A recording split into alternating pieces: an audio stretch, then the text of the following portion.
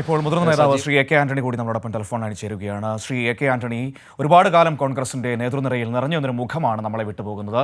കേരള രാഷ്ട്രീയത്തെ സംബന്ധിച്ച് വലിയ നഷ്ടം കൂടിയാണ് അദ്ദേഹത്തിന്റെ വിയോഗം. എങ്ങനെയാണ് അദ്ദേഹത്തിന്റെ ഓർമ്മകളെ താങ്കൾ പങ്കുവയ്ക്കുന്നത്, സ്മരിക്കുന്നത്?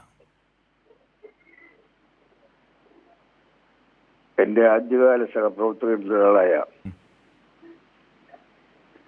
പ്രിയപ്പെട്ട സുഹൃത്ത് ടി എച്ച് മുസ്തഫയുടെ നിര്യാണത്തിൽ ഞാൻ എന്റെ അഗാധമായ ദുഃഖം രേഖപ്പെടുത്തുകയാണ്.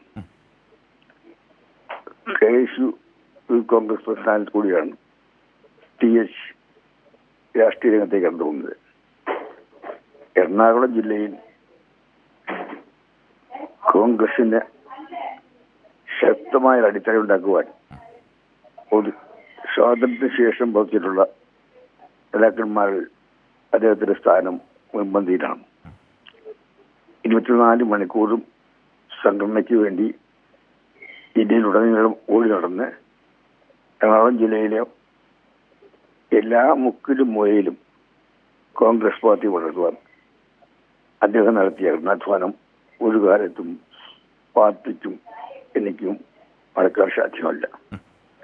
ടിഎച്ചിനെ പോലുള്ള ഒരു സംഘാടകൻ അദ്ദേഹത്തിന്റെ വേർപാട് തീർച്ചയായും ഇന്ത്യൻ നാഷണൽ കോൺഗ്രസിന് കരം നഷ്ടമാണ്. പ്രത്യേകിച്ച് എറണാകുളത്തെ കോൺഗ്രസ് പ്രസ്ഥാനത്തിന് പാർട്ടിയെ സ്നേഹിക്കുകയും പ്രവർത്തകന്മാരെ സ്നേഹിക്കുകയും കഷ്ടപ്പെടുന്ന സാധാരണ ജനങ്ങളെ സ്നേഹിക്കുകയും ചെയ്ത അദ്ദേഹം തീർച്ചയായും പ്രവർത്തകന്മാരുടെ പ്രിയങ്കരനായ നേതാവായിരുന്നു.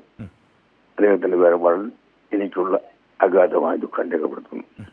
വളരെ നന്ദി ശ്രീ എ കെ ആന്റണി പ്രതികരിച്ചതിന്. അദ്ദേഹത്തിൻ്റെ വിയോഗത്തിൽ അദ്ദേഹം ദുഃഖം രേഖപ്പെടുത്തുന്നു. തൻ്റെ ആദ്യകാല സഹപ്രവർത്തകനാണ്, എപ്പോഴും ഒരുമിച്ച് നിന്ന ഒരു വ്യക്തി കൂടിയായിരുന്നു. ഇപ്പോൾ ശ്രീ എ കെ ആന്റണി പറഞ്ഞതുപോലെ സംഘടനാ രംഗത്തും അതേപോലെ തന്നെ പാർലമെൻ്ററി രംഗത്തും ഒരുപോലെ പ്രവർത്തിച്ച നേതാവ്. സംഘടനയെ എങ്ങനെ നിർമ്മിച്ചെടുക്കണം, ആ ഊർജ്ജം എങ്ങനെ പാർലമെൻ്ററി രംഗത്ത് പ്രയോജനപ്പെടുത്തണം എന്നതിലൊക്കെ കോൺഗ്രസിലെ പുതുതലമുറയ്ക്ക് ഒരു വലിയ പുസ്തകം തന്നെയാണ്, പാഠപുസ്തകം തന്നെയാണ് ശ്രീ ടി എച്ച് മുസ്തഫ എന്ന കാര്യത്തിൽ സംശയമില്ല. ആ രീതിയിൽ വളരെയധികം എറണാകുളം ജില്ലയിൽ കോൺഗ്രസിന് കരുത്തായ ഒരു നേതാവ് കൂടിയായിരുന്നു.